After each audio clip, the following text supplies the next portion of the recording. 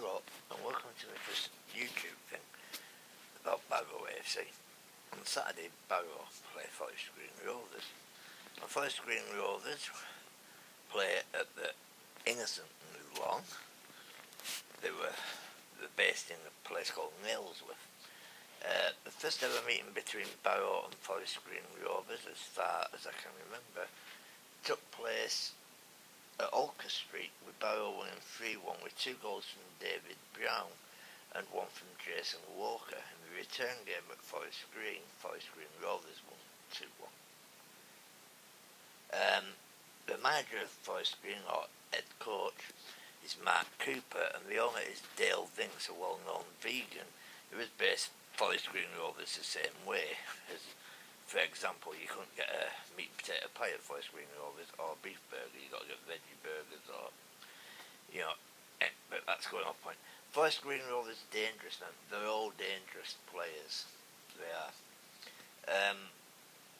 What I would think the Barrow team would be, what I would do, I would move Kate and Barry. Well, I know Kate ain't playing, but just be with me on this.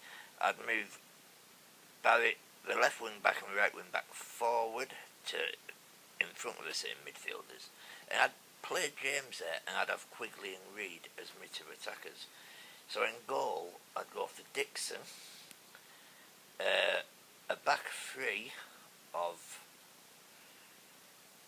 what would my back 3 be? Ruff, Hurd and Platt, and the middle 3 would be Mike Jones, Jason Taylor,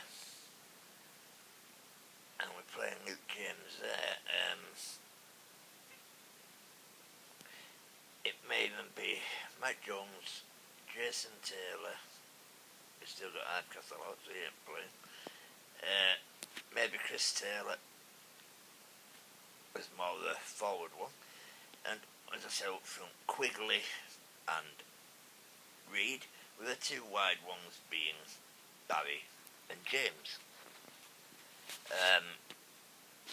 What would that do? Well, James isn't going to get back as quick as much as what Kay would do, but I think Bruff would cover that position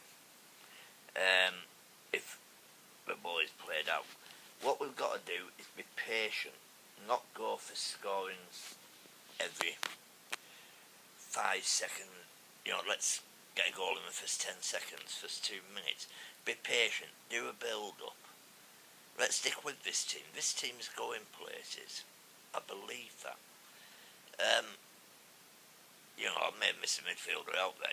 Chris Taylor may not be the one, but I haven't read the team thing yet. No, that's it. It'd be Biggins, Jason Taylor, and I forgot who it were. No, the other one. Biggins, Jason Taylor, and Mike Jones. That's it. That would be my 3 midfielders, with Biggins slightly forward of the other 2, and then James and Kay on the wings, and Quigley and Reed up front.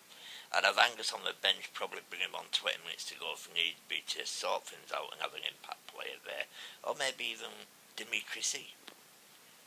We haven't seen enough of him yet, but do we want to do it in this league? The next 3 games, they're coming close together, so it's going to be squad retention. It is going to be squad rotation, not retention, rotation. Some play. You got to keep players fit. We have got a few injuries. The sooner we have Lewis back and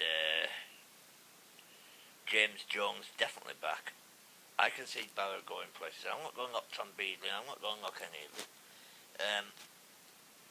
Going into League 2 was always going to be a big step up from the National League, and it's proved that.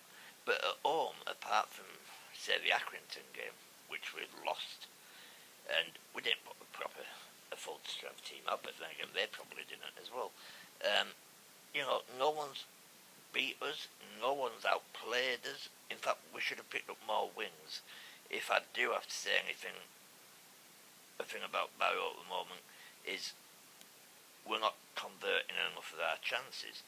But against Cambridge last Saturday, we had the never say die attitude, and that's what got us our equaliser.